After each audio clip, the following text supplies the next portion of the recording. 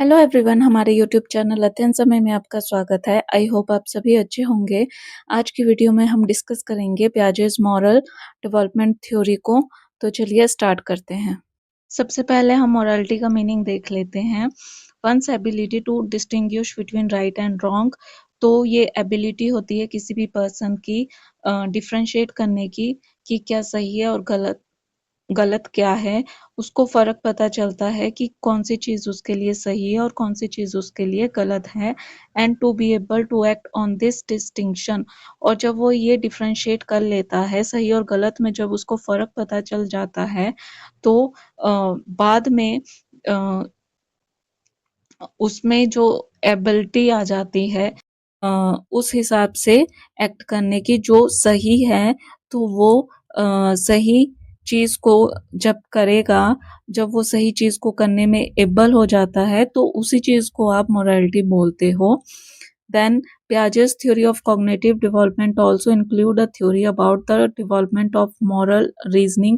तो पियाजे ने आपको जैसे पता है कॉग्निटिव थ्योरी दी है जिसमें कि 4 स्टेजेस बताए हुए हैं कॉग्निटिव डेवलपमेंट के। तो उसी तरह से पियाजे ने मॉरल रीजनिंग के लिए भी थ्योरी बताई है, जिसमें कि मोरालिटी को पियाजे ने 2 स्टेजेस में डिवाइड किया हुआ है।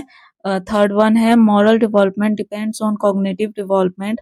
तो जो मॉरल डेवलपमेंट है वो डिपेंड करती है कॉग्निटिव डेवलपमेंट पे। मॉरल डेवलपमेंट और कॉग्निटिव डेवलपमेंट, इसका मतलब है दोनों में आपस में दोनों इंटरलिंक्ड होती है। That is one have to understand right from wrong if he she is to be expected to act in right और रॉन्ग वेज। तो जिसका मतलब है कि पर्सन को ये समझना पड़ता है कि क्या सही है और क्या गलत है, और साथ में ये उम्मीद भी पर्सन को होती है कि वो सही और गलत कौन सा रास्ता वो चूज करता है और उस पर वो एक्शन लेता है। और ये भी पर्सन से एक्सपेक्ट किया जाता है जब वो सही और गलत में फर्क पता कर लेता है, उसको अंडरस्टैंडिंग हो जाती है, उसके बाद वो कौन सा वे चूज करता है और किस वे में वो एक्ट करता है। तो ये मॉरल डेवलपमेंट होती है। Gene Piaget's theory of morality. तो जीन पियाजे ने जो मॉरल डेवलपमेंट के ऊपर थ्योरी दी है, उस थ्योरी में जीन पियाजे ने क्या कहा है, ही asserted that children's moral development is closely tied to their cognitive development।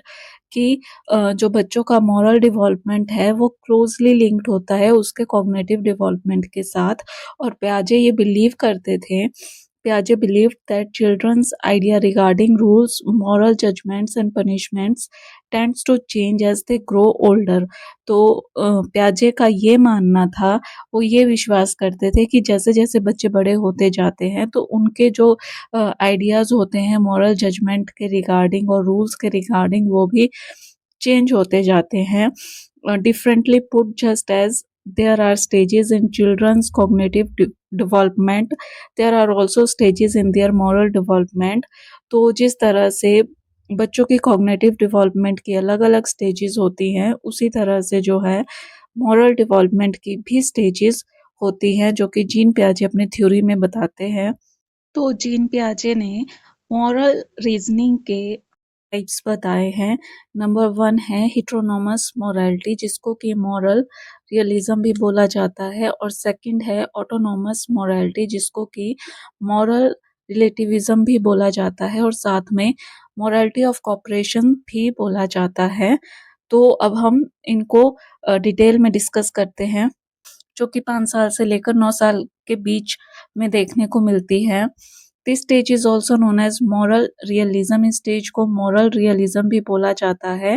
That is, जिसका मतलब है morality is primarily impose from outside. जो मॉरलिटी है वो बच्चों में बाहर से थोपी जाती है। Children look at morality as something that is rigid and is associated with obeying other people's rule and orders.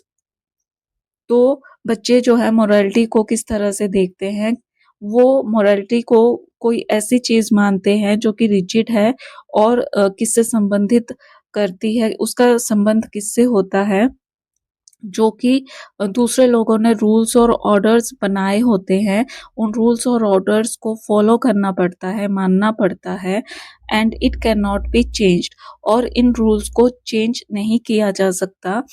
They have an acceptance that rules are made by authority figures और बच्चे ये मान लेते हैं स्टेज के दौरान कि जो भी रूल्स बनाए हैं वो अथॉरिटी फिगर ने बनाए होते हैं और उनको एक्सेप्ट करना ही पड़ता है। अथॉरिटी फिगर में गॉड आ गया, पेरेंट्स आ गए, टीचर्स, सोशल एजेंट्स, ये सभी अथॉरिटी फिगर्स हैं और इन्हीं अथॉरिटी फिगर्स के द्वारा रूल बनाए गए होते हैं and can not be broken और इनको तोड़ा नहीं जा सकता and if broken can lead to serious and immediate consequences और अगर आप इन रूल्स को तोड़ोगे तो ये किस ओर लेकर जाती है, गंभीर और एकदम से दिखने वाले नतीजों की ओर, जैसे कि सीवियर पनिशमेंट, गंभीर जो भी पनिशमेंट होगी तो सीवियर पनिशमेंट के नतीजे में आप देख सकते हो अगर रूल्स को ब्रोकन करोगे। If the consequences of a behaviour lead to punishment then that behaviour is bad. कौन से बिहेवियर को बैड माना जाएगा? जो बिहेवियर आप करोगे और उस बिहेवियर के नतीजे आपको पनिशमेंट की ओर लेकर जाएंगे तो उस बिहेवियर को बैड बिहेवियर माना जाएगा। सेकंड है ऑटोनॉमस मोरालिटी, जो कि 9 साल में और 9 साल से ऊपर देखने को मिलती है। This stage is also known as moral relativism. Autonomous morality को मॉरल रिलेटिविज्म भी बोला जाता है, दैट इज जिसका मतलब है वो morality that is shaped and driven by one's own rules. वो मोरालिटी जिसको कि शेप और डराइव कहाँ से होती है, वो खुद के बनाए हुए रूल से डिराइव होती है। यानी कि इसका मतलब है जो ऑटोनॉमस मोरालिटी होती है वो इंटरनल होती है, जबकि जो हिट्रोनॉमस मोरालिटी है वो एक्सटर्नल होती है, जो कि आउटसाइड वर्ल्ड से आप में थोपी जाती है। तो हिट्रोनॉमस मोरालिटी एक्सटर्नल है और ऑटोनॉमस मोरालिटी इंटरनल है। Children develop a fair understanding that there is no absolute morality. तो इस स्टेज में बच्चा ये समझ जाता है कि मोरालिटी जो है वो एब्सोल्यूट नहीं होती है। एब्सोल्यूट का मतलब मोरालिटी फिक्स नहीं है कि ये करोगे तो ये सही है और ये करोगे तो ये गलत है। यानी कि मोरालिटी जो है वो रिजिड नहीं है ऑटोनॉमस मोरालिटी में। सो टू से and morality is driven by intentions rather than consequences. तो जो मोरालिटी है वो कैसे डिराइव होती है? ऑटोनॉमस मोरालिटी में इंटेंशंस के थ्रू डिराइव होती है, जबकि हिट्रोनॉमस मोरालिटी में जो मोरालिटी डिवॉल्व होती है वो कॉन्सिक्वेंसेस के थ्रू डिवॉल्व होती है। और ये मेन डिफरेंस भी है ऑटोनॉमस और हिट्रोनॉमस मोरालिटी के बीच। Developmentally speaking, around the age of 9 or 10 years of age, they become less egocentric and develop understanding about other people's point of view as well. तो जैसे जैसे बच्चे का विकास होता जाता है तो विकास के पर्सपेक्टिव से अगर बोला जाए तो 9 और 10 साल के लगभग जो बच्चा है वो उसका नेचर लेस ईगोसेंट्रिक बन जाता है। और लेस ईगोसेंट्रिक का मतलब है कि वो दूसरे लोगों के पॉइंट ऑफ व्यू को भी समझना शुरू कर देता है, उसमें ये अंडरस्टैंडिंग डेवलप हो जाती है। The ideas about morality are flexible and could shift away from his/her/their focal area and take other people's account into consideration. Will have the capacity to be more independent in moral reasoning and making more judgments at this stage. तो इस stage में क्या होता है, जो ideas होते हैं morality के बारे में वो फ्लेक्सिबल होते हैं, जबकि हिट्रोनॉमस में रिजिड होते हैं। फ्लेक्सिबल होंगे तो उनको जो है आप शिफ्ट कर सकते हो दूसरे जो लोग हैं उनके कंसिडरेशन के हिसाब से आप देख सकते हो, वो आप में कैपेसिटी जो है डिवॉल्व हो जाती है। कि आप दूसरे लोगों का जो कंसिडरेशन है उसको आप कंसीडर करना शुरू कर देते हो और इंडिपेंडेंट आपकी मॉरल रीजनिंग बन जाती है ज़्यादा जब आप दूसरे लोगों के पर्सपेक्टिव को भी फोकल एरिया में रखते हो देन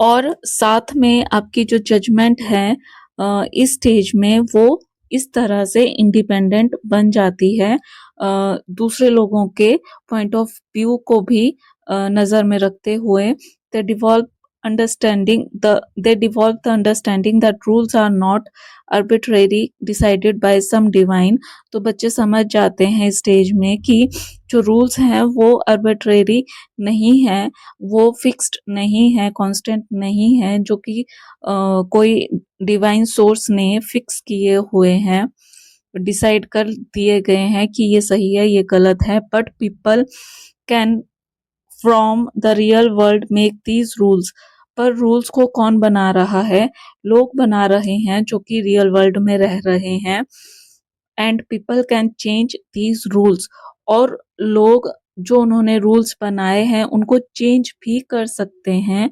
अकॉर्डिंग टू इंटेंशन अगर इंटेंशन गुड है तो आप की मॉरल रीजनिंग सही होगी तो इस ऑटोनॉमस मोरालिटी में जो है इंटेंशन आपका मैटर करता है तो ऑटोनॉमस मोरालिटी में रूल्स को चेंज किया जा सकता है और हिट्रो में आप जो रूल्स हैं वो रिजिड हैं जो कि चेंज नहीं होंगे उस टाइम पे आपकी रीजनिंग वैसी बनी होती है आई होप आपको मेरी वीडियो अच्छी लगे और आपको मेरा एफर्ट भी पसंद आए प्लीज़ कमेंट करके बताएं आपको वीडियो कैसी लगी चैनल को सपोर्ट करने के लिए मेरे चैनल को लाइक करें शेयर करें सब्सक्राइब करें थैंक यू